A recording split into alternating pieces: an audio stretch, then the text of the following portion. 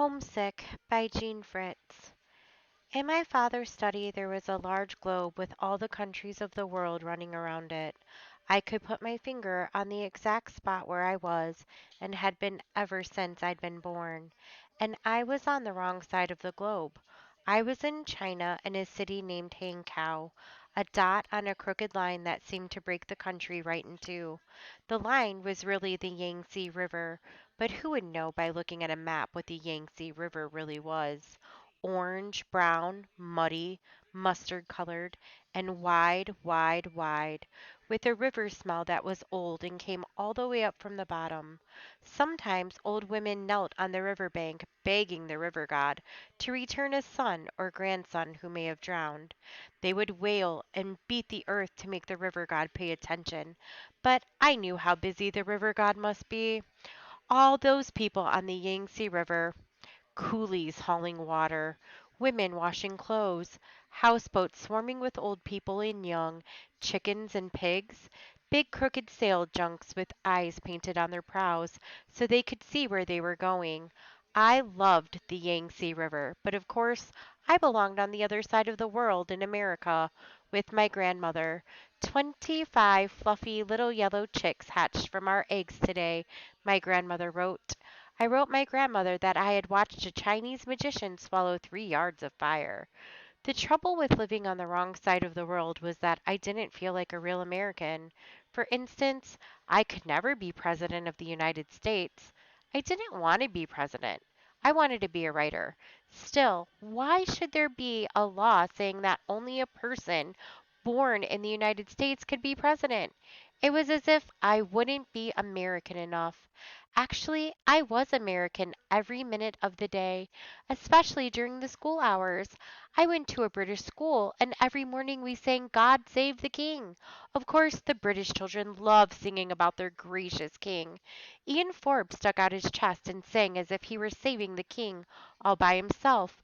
Everyone sang, even Gina Boss, who was Italian, and Vera Sebastian, who was so Russian she dressed the way Russian girls did long ago before the revolution, when her family had to run away to keep from being killed. But I wasn't Vera Sebastian. I asked my mother to write an excuse so I wouldn't have to sing, but she wouldn't do it. When in Rome, she said, do as the Romans do. What she meant was, don't make trouble, just sing. So for a long time I did. I sang with my fingers crossed, but still I felt like a traitor. Then one day I thought, if my mother and father were truly in Rome, they wouldn't do what the Romans did at all. They'd probably try to get the Romans to do what they did, just as they were trying to teach the Chinese to do what Americans did.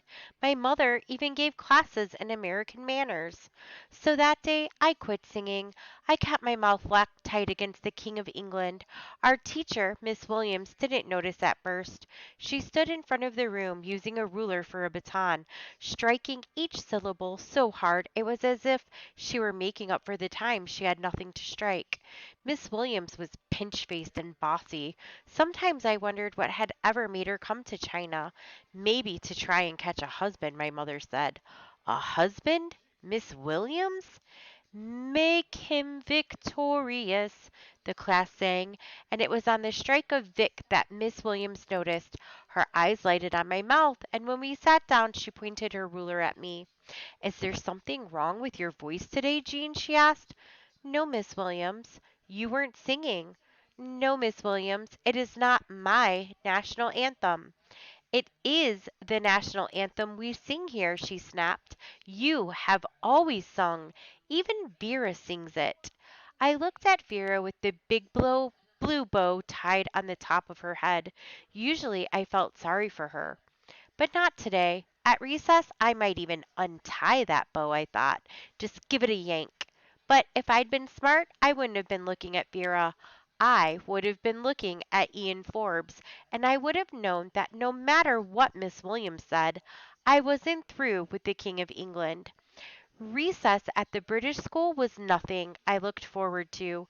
Every day we played a game called Prisoner's Base. which was all running and shouting and shoving and catching. I hated the game, yet everyone played except Vera Sebastian. She sat on the sidelines under her blue bow like someone who had been dropped out of a history book. By recess, I had forgotten my plans for that bow. While everyone was getting ready for the game, I was as usual trying to look as if I didn't care if I was the last one picked for a team or not. I was leaning against the high stone wall that ran around the schoolyard. I was looking up at a white cloud skittering across the sky when all at once someone tramped down hard on my right foot. Ian Forbes, snarling bulldog face, heel grinding down on my toes, head thrust forward the way an animal might before it strikes. You wouldn't sing it, so say it, he ordered. Let me hear you say it. I tried to pull my foot away, but he only ground down harder. Say what? I was telling my face, pleased not to show what my foot felt. God save the king. Say it. Those 4 words, I want to hear you say it. Although Ian Forbes was short, he was solid and tough and built for fighting. What was more, he always won. You only had to look at his bare knees between the top of his socks and his short pants to know that he would win. His knees were square, bony, and unbeatable, so of course it was crazy for me to argue with him. Why should I asked. Americans haven't said that since George the Third. He grabbed my right arm and twisted it behind my back. Say it, he hissed. I felt the tears come to my eyes, and I hated myself for the tears. I hated myself for not staying in Rome the way my mother had told me. I'll never say it, I whispered. They were choosing sides now in the schoolyard, and Ian's name was being called among the first, as always. He gave my arm another twist. You'll sing tomorrow, he snarled, or you'll be bloody sorry. As he ran off, I slid to the ground, my head between my knees. Oh, Grandma, I thought, why can't I be there with you? I'd feed the chickens for you. I'd pump water from the well the way my father used to. It would be almost 2 years before we'd go to America. I was 10 years old now. I'd be 12 then. But how could I think about years? I didn't even dare to think about the next day. After school, I ran all the way home as fast so I couldn't think at all. Our house stood behind a high stone wall, which had chips of broken glass sticking up from the top to keep thieves away. I flung open the iron gate and threw myself through the front door. I'm home, I yelled. Then I remembered it was Tuesday, the day my mother taught an English class at the YMCA, where my father was the director. I stood in the hall trying to catch my breath, and as always I began to feel small. It was a huge hall with ceilings so high it was as if they would have nothing to do with people, certainly not with a mere child, not with me, the only child in the house. Once I asked my best friend Andrea if the hall made her feel little too. She said no, she was going to be a dancer and she loved space. She did a high kick to show how grand it was to have room. Andrea Hull was a year older than I was and knew about everything sooner. She told me about commas, for instance, long before I took punctuation seriously. How could I write letters without commas? She asked. She made me so ashamed that for months I hung little wagging comma tails all over the letters to my grandmother. She told me things that sounded so crazy I had to ask my mother if they were true, like where babies came from, and that some day the whole world would end. My mother would frown when I asked her, but she always agreed that Andrea was right. It made me furious. How could she know such things and not tell me? What was the matter with grown-ups anyway? I wished Andrea were with me now, but she lived out in the country and I didn't see her often. Lynn Nene, my ama, which is a nurse or nanny, was the only one around, and of course I knew she'd be there. It was her job to stay with me when my parents were out. As soon as she heard me come in, she called, Che La Shang, which meant that she was upstairs. She might be mending or ironing, but mostly she'd be sitting by the window embroidering. And she was. She even had my embroidery laid out, for we had made a bargain. She would teach me to embroider if I would teach her English. I liked embroidering, The cloth stretched tight within my embroidery hoop, while I filled in the stamped pattern with cross stitches and lazy daisy flowers. The trouble was that lazy daisies needed French knots for their centers, and I hated making French knots. Mine always fell apart, so I left them to the end. Today I had 20 lazy daisies waiting for their knots. Lenina had already threaded my needle with embroidery floss. Black centers, she said, for the yellow flowers. I felt myself glowering. American flowers don't have centers, I said, and gave her back the needle. Lenene looked at me puzzled, but she did not argue. She was different from other amas. She did not even come from the servant class, although this was a secret we had to keep from the other servants, who would have made her life miserable had they known. She had run away from her husband when he had taken a second wife. She would have always have been wife number one and the boss no matter how many wives he had. But she would rather be no wife than head of a string of wives. She was modern. She might look old-fashioned, for her feet had been bound up tight when she was a little girl, so they would stay small, and now, like many Chinese women, she walked around on little stumps stuffed into tiny cloth shoes. Lenina's were embroidered with butterflies. Still, she believed in true love and one wife for one husband. We were good friends, Lenina and I, so I didn't know why I felt so mean. She shrugged. "English lesson?" she asked, smiling. I tested my arm to see if it still hurt from the twist. It did. My foot, too. "What do you want to know?" I asked. We had been through polite phrases: please, thank you, I beg your pardon, excuse me, you're welcome, Merry Christmas, which she had practiced but hadn't had a chance to use since this was only October. "If I meet an American on the street," she asked, "how do I greet him?" I looked her straight in the eye and nodded my head in greeting. "Sewing machine," I said. "You say sewing machine." She repeated after me, making the four syllables into four separate words. She got up and walked across the room, bowing and smiling. Sewing machine. Part of me wanted to laugh at the thought of Lynn Nine maybe meeting Dr. Carhart, our minister, whose face would surely puff up, the way it always did when he was flustered. But part of me didn't want to laugh at all. I didn't like it when my feelings got tangled. So I ran downstairs and played chopsticks on the piano, loud and fast. When my sore arm hurt, I just beat on the keys harder. Then I went out to the kitchen to see if Yang Si Fu, the cook, would give me something to eat. I found him reading a Chinese newspaper, his eyes going up and down with the characters. Chinese words don't march across flat surfaces the way ours do. They drop down cliffs, one cliff after another, from right to left across the page. "Can I have a piece of cinnamon toast?" I asked, "and a cup of cocoa?" Yang Zefu grunted. He was smoking a cigarette, which he wasn't supposed to do in the kitchen. But Yang Sifu did mostly what he wanted. He considered himself superior to common workers. You could tell because of the fingernails on his pinkies. They were at least 2 inches long, which was his way of showing that he didn't have to use his hands for rough or dirty work. He didn't seem to care that his fingernails were dirty, but maybe he couldn't keep such long nails clean. He made my toast while his cigarette dangled out of the corner of his mouth, collecting a long ash that finally fell on the floor. He wouldn't have kept smoking if my mother had been there, although he didn't always pay attention to my mother. Never about butter pagodas, for instance. No matter how many times my mother told him before a dinner party, "No butter pagoda." It made no difference. As soon as everyone was seated, the serving boy, Wang Seifu, would bring in a pagoda and set it on the table. The guests would ooh and ah, for it was a masterpiece. A pagoda molded out of butter, curved roofs, rising tier upon tier, but my mother could only think how unsanitary it was.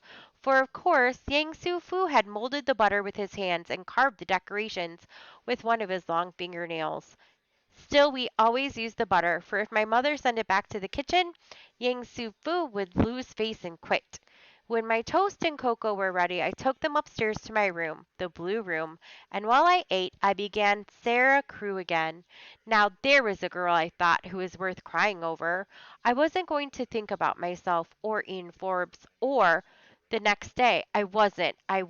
And I didn't, not all afternoon, not all evening. Still, I must have decided what I was going to do because the next morning when I started for school and came to the corner where the man sold hot chestnuts, the corner where I always turned to go to school, I didn't turn. I walked straight ahead. I wasn't going to school that day. I walked toward the Yangtze River, past the store that sold paper pellets that opened up into flowers when you dropped them in a glass of water, then up the block where the baker sat. I never saw anyone give money to a beggar. You couldn't, my father explained, or you'd be mobbed by beggars. They'd follow you every place. They'd never leave you alone. I had learned not to look at them when I passed, and yet I saw. The running sores, the twisted legs, the mangled faces. What I couldn't get over was that, like me, each one of those beggars had one life to live. It just happened that they had drawn rotten ones. Oh, Grandma, I thought, we may be far apart, but we're lucky, you and I. Do you even know how lucky? In America, do you know? This part of the city didn't actually belong to the Chinese, even though the beggars sat there, even though the upper class Chinese lived there. A long time ago, other countries had just walked into China and divided up part of Harkau and other cities into sections or concessions, which they called their own and used their own rules for governing. We lived in the French concession on Rue de Paris. Then there was a British concession and the Japanese. The Russian and German concessions had been officially returned to China, but the people still called them concessions. The Americans didn't have one, although, like some of the other countries, they had gunboats on the river in case. My father said, "In case what?" "Just in case, that's all he'd say." The concessions didn't look like the rest of China. The buildings were solemn and orderly with little plots of grass around them, not like in the Chinese part of the city. A jumble of rickety shops with people, vegetables, crates of quacking ducks, yard goods, bamboo baskets, and mangy dogs spilling onto a street so narrow it was hardly there.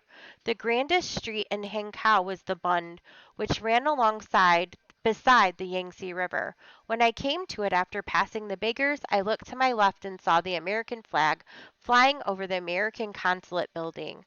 I was proud of the flag, and I thought maybe it was proud of me. It flapped in the breeze as if it were saying "ha ha" to the King of England. Then I looked to the right at the customs house, which stood at the other end of the Bund. The clock on top of the tower said 9:30. How would I spend the day? I crossed the street to the promenade part of the Bund. When people walked there, weren't usually going any place. They were just out for the air. My mother would wear broad-brimmed beaver hat when we came, and my father would swing his cane in that jaunty way that showed how glad he was to be a man. I thought I would just sit on a bench for the morning. I would watch the customs house clock, and when it was time, I would eat the lunch I had brought along in my school bag. I was the only one sitting on a bench. People did not generally take the air on a Wednesday morning, and besides, not everyone was allowed here. The British had put a sign on the bun, "No dogs, no Chinese." This meant that I could never bring Lin Nai with me. My father couldn't even bring his friend Mr. T. K. Hu. Maybe the British wanted a place where they could pretend they weren't in China, I thought. Still, there were always Chinese coolies around. In order to load and unload boats in the river, coolies had to cross the Bund all day when they went back and forth, bent double under their loads, sweating and chanting in a tired sing-song way that seemed to get them from one step to the next. To pass the time, I decided to recite poetry. The one good thing about Miss Williams was that she made us learn poems by heart, and I liked that. There was one particular poem I didn't want to forget. I looked at the Yangtze River and pretended that all the busy people in the boats were my audience. "Breathes there the man with soul so dead," I cried, "who never to himself hath said, 'This is my own, my native land.'" I was so carried away by my performance that I didn't notice the policeman until he was right in front of me. Like all policemen in the British concession, he was bushy-bearded Indian with a red turban wrapped around his head. He pointed to my school bag. "Little miss," he said, "why aren't you in school?" He was tall and mysterious looking, more like a character in my Arabian Nights book than a man you expected to talk to. I fumbled for an answer. "I'm going on an errand," I said finally. "I just sat down for a rest." I picked up my school bag and walked quickly away. When I looked around, he was back on his corner directing traffic. So now they were chasing children away too, I thought angrily. Well, I'd like to show them. Someday I'd like to walk a dog down the whole length of the bun, a Great Dane. I'd have him on a leash like this. I put out my hand as if I were holding a leash right then, and he'd be so big and strong I'd have to strain to hold him back. I strained. Then, of course, sometimes he'd have to do his business, and I'd stop like this, right in the middle of the sidewalk, and let him get to it. I was so busy with my Great Dane I was at the end of the bun before I knew it. I let go of the leash, clapped my hands, and told my dog to go home. Then I left the bun in the concessions and walked into the Chinese world. My mother and father and I walked here before, but not for many months. This part near the river was called the Mud Flats. Sometimes it was muddier than others when the river flooded. The flats disappeared under water. Sometimes even the fishermen's huts were washed away, knocked right off their long-legged stilts, and swept down the river. But today the river was fairly low and the mud had dried, so that it was cracked and cakey. Most of the men who lived here were out fishing, some not far from the shore pulling their sampans through the shallow water. Only a few people were on the flats, a man cleaning a fish on a flat rock at the water's edge, a woman spreading clothes on the dirt to dry, a few small children. But behind the huts was something I had never seen before. Even before I came close, I guessed what it was. Even then I was excited by the strangeness of it. It was the beginnings of a boat, the skeleton of a large junk, its ribs lying bare, its backbone running straight and true down the bottom. The outline of the prow was already in place, turning up wide and snub-nosed the way all junks did. I had never thought of boats starting from nothing, of taking on bones under their bodies. The eyes, I suppose, would be the last thing added, then the junk would have life. The builders were not there, and I was behind the huts where no one could see me, as I walked around and around marveling. Then I climbed inside, and as I did, I knew that something wonderful was happening to me. I was a tingle the way a magician must feel when he swallows fire, because suddenly I knew the boat was mine. No matter who really owned it, it was mine. Even if I never saw it again, it would be my junk sailing up and down the Yangtze River. My junk, seeing the river sights with its two eyes, seeing them for me whether I was there or not. Often I had tried to put the Yangtze River into a poem so I could keep it. Sometimes I had tried to draw it, but nothing I did ever came close. But now I had my junk, and somehow that gave me the river too. I thought I should put my mark on the boat, perhaps on the side of the spine, very small, a secret between the boat and me. I opened up my school bag and took out my folding penknife that I used for sharpening pencils. Very carefully I carved the Chinese character that was our name, Gao. In China, my father was Mr. Gao, my mother was Mrs. Gao, and I was Little Miss Gao. The builders would paint right over the character, I thought, and never notice, but I would know, always and forever, I would know. For a long time I dreamed about the boat, imagining it finished, its sails up, its eyes wide. Someday it might sail all the way down the Yangtze to Shanghai. So I told the boat what it would see along the way, because I had been there and the boat hadn't. After a while I got hungry and ate my egg sandwich. I was in the midst of peeling an orange when all at once I had company. A small boy, not more than 4 years old, wandered around to the back of the huts, saw me, and stopped still. He was wearing a ragged blue cotton jacket with a red cloth pincushion-like charm around his neck, which was supposed to keep him from getting smallpox. Sticking up straight from the middle of his head was a small pigtail, which knew was to fool the gods and make them think he was a girl.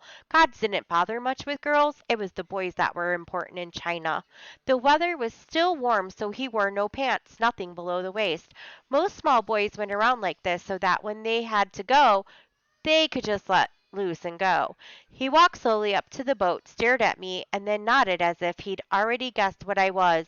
"Foreign devil," he announced gravely. I shook my head. "No," I said in Chinese, "American friend." Through the ribs of the boat I handed him a segment of orange. He ate it slowly, his eyes on the rest of the orange. Segment by segment I gave it all to him. Then he wiped his hands down the front of his jacket. Foreign devil, he repeated. American friend, I corrected. Then I asked him about the boat. Who is building it? Where were the builders? He pointed with his chin upriver. Not here today, back tomorrow. I knew it would only be a question of time before the boy would run off to alert the people in the huts. Foreign devil, he would cry. So I put my hand on the prow of the boat, wished it luck, and climbing out, I stared back toward the bun. To my surprise, the boy walked beside me. When we came to the edge of the bun, I squatted down so we would be on the same eye level. Goodbye, I said. May the river god protect you. For a moment the boy stared. When he spoke, it was as if he were trying out a new sound. American friend, he said slowly. When I looked back, he was still there, looked soberly toward the foreign world to which I had gone. The time, according to the customs house clock, was 2:05, which meant I couldn't go home for 2 hours. School was dismissed at 3:30, and I was home by 3:45, unless I had to stay in for talking in class. It took me about 15 minutes to write "I will not talk in class" 50 times, and so I often came home at 4 o'clock. I wrote up and down like the Chinese 50 eyes, 50 wills, and right through the sentence so I never had to think what I was writing. It wasn't as if I were making a promise. Today I planned to arrive home at 4, my staying in time, in the hope that I wouldn't meet classmates on the way. Meanwhile, I wandered up and down the streets, in and out of stores. I weighed myself on the big scale in the hang cow dispensary and found that I was as skinny as ever. I went to the Terminus Hotel and tried out the chairs in the lounge. At first, I didn't mind wandering about like this. Half of my mind was still on the river with my junk, but as time went on, my junk began slipping away until I was alone with nothing but questions. Would my mother find out about today? How could I skip school tomorrow? And the next day, and the next? Could I get sick? Was there a kind of long lie-a-bed sickness that didn't hurt?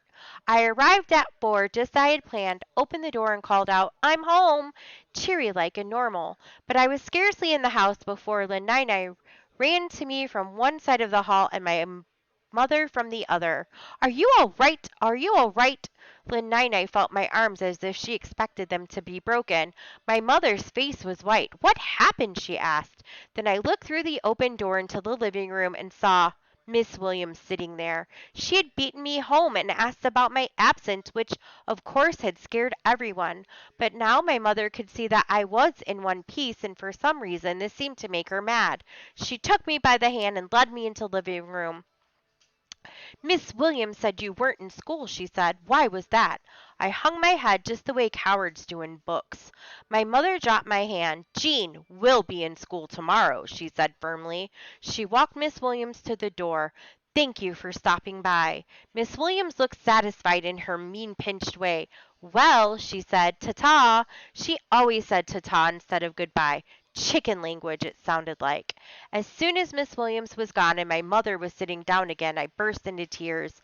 Kneeling on the floor, I buried my head in her lap and poured out the whole miserable story. My mother could see that I really wasn't in one piece after all, so she listened quietly, stroking my hair as I talked. But gradually I could feel her stiffen.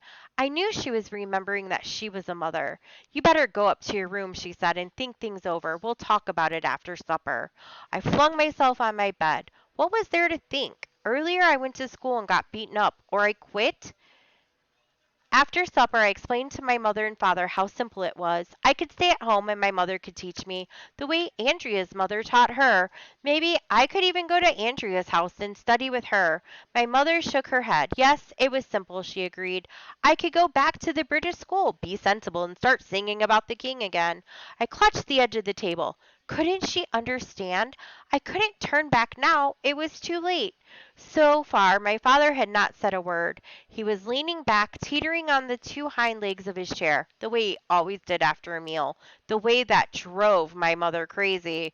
But he was not the type of person to keep all four legs on a chair on the floor just because someone wanted him to. He wasn't a turning back person, so I hoped maybe he would understand. As I watched him, I saw a twinkle start in his eyes, and suddenly he brought his chair down, slam, bang, flat on the floor. He He got up and motioned for us to follow him into the living room. He sat down at the piano and began to pick out the tune for God Save the King. A big help, I thought. Was he going to make me practice? Then he began to sing, My country, 'tis of thee, sweet land of liberty. Of course, it was the same tune. Why hadn't I thought of that? Why, who would know what I was singing as long as I moved my lips? I joined in now, long and strong. Of thee I sing. My mother laughed in spite of herself. If you sing that loud, she said, you'll start a revolution. Tomorrow I'll sing softly, I promise. No one will know. But for now, I really let freedom ring. Then all at once I wanted to see Len Nai Nai. I ran out back through the courtyard that separated the house from the servant quarters and upstairs to her room. It's me, I called through the door, and when she opened up, I threw my arms around her. Oh, Lynn Nai, I love you, I said. You haven't said it yet, have you? She said what? Sewing machine. You haven't said it. No, she said, not yet. I'm still practicing. Don't say it, Lynn Nai. Say good day. It's shorter and easier. Besides, it's more polite. Good day? She repeated. Yes, that's right. Good day. I hugged her and ran back to the house. The next day at school, when we rose to sing the British national anthem, everyone stared at me. But as soon as I opened my mouth, the class lost interest, all but Ian Forbes. His eyes never left my face, but I sang. Softly, carefully, proudly. At recess, he sauntered over to where I stood against the wall. He spat on the ground. You can be bloody glad you sang today, he said. Then he strutted off as if he and those square knees of his had won again. And of course, I was bloody glad.